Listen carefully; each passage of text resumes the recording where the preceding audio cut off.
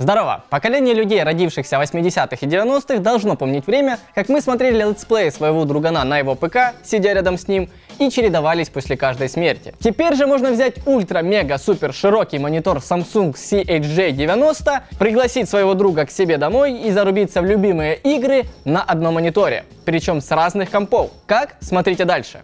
Для начала основные характеристики этого монстра. 49 дюймов изогнутый QLED с разрешением 3860 на 1080 точек, HDR, FreeSync 2, режимом защиты для глаз и возможностью разделить экран на множество рабочих зон. Так как монитор позиционируется как игровой, то и время отклика в 1 миллисекунду и частота обновления 144 Гц, вот они, пожалуйста. Радиус кривизны экрана 1 метр 80 сантиметров. И для комфортной работы монитор лучше ставить именно на таком расстоянии от глаз. Мой стол глубиной всего 90 сантиметров, и после 2-3 часов игры у меня реально болела шея. VA-матрица с яркостью 350 кандел на квадратный метр может обеспечить приятную картинку даже в самый солнечный день. Углы обзора стандартные, 178 градусов по вертикали и горизонтали, но на изогнутом мониторе все равно есть засветы. Цветовой охват составляет 125% sRGB, что дает возможность использовать монитор не только для игр, но и для профессиональных задач. Однако потребуется более точная калибровка. Фирменная утилита Easy Setting Box поможет разделить экран монитора на несколько областей, что упрощает работу в нескольких приложениях одновременно. Можно смотреть видео на YouTube, параллельно работая в Word и монтируя в перерывах новый клип. В общем, есть где разгуляться.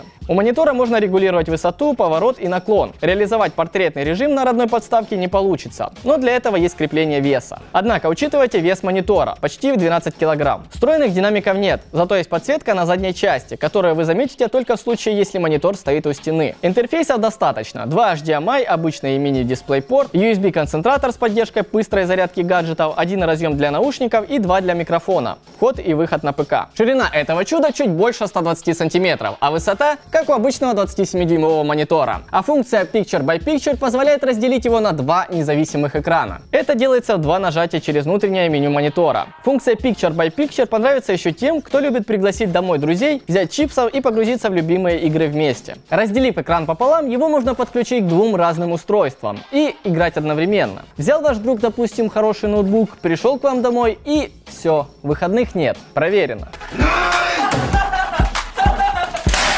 В PUBG не нужно выкрикивать азимут расположения противников. Второму игроку достаточно просто перевести взгляд всего на полметра в сторону. В Dota 2 игра на этом мониторе становится еще более командной. Причем для каждой части экрана можно через операционную систему задать свои цветовые параметры. В целом CHJ90 может придать новый оттенок любым командным или сетевым играм. А какие бы игры поиграли бы вы на этом мониторе со своим дружанием? Напишите в комментариях, а я проверю и отпишу. Что касается соло-гейминга, то сразу отмечу, что такие проекты как Battlefield 1, Rust, Dota 2, PUBG, Agony выглядят совсем по-другому. Монитор превращается в по-настоящему читерный, когда ты видишь в 2 раза больше в Доте, или выкручиваешь поле зрения в PUBG и играешь от первого лица. Радиус обзора просто громадный, и увидеть противника удается намного быстрее. Особенно атмосферно выглядят хоррор-игры или MMORPG. Однако искажения по бокам все-таки присутствуют, особенно это заметно в CSGO. Но привыкаешь к этому за час-два игры, а дальше только получаешь удовольствие. А как играется в FIFA, я лучше промолчу, просто посмотрите на радиус обзора поля. Но для консолей монитор не подойдет, картинка будет растянута и играть станет некомфортно. Палец вверх, если ждешь 5-ю плойку.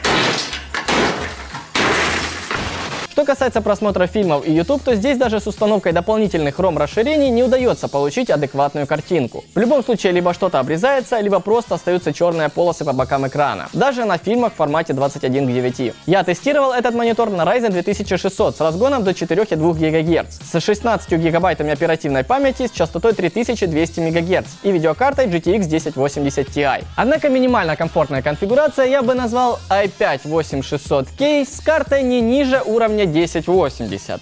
Тогда и разрешение снижать не придется, да и 144 Гц будут почти во всех новеньких играх. Монитор придется по карману и по вкусу не всем. По-настоящему оценят его только геймер-энтузиасты и люди, которые будут использовать монитор для рабочих приложений. Если вы со мной согласны, с вас лайк. Если не согласны, то я с радостью готов обсудить вашу точку зрения в комментариях. Меня зовут Артем, увидимся совсем скоро.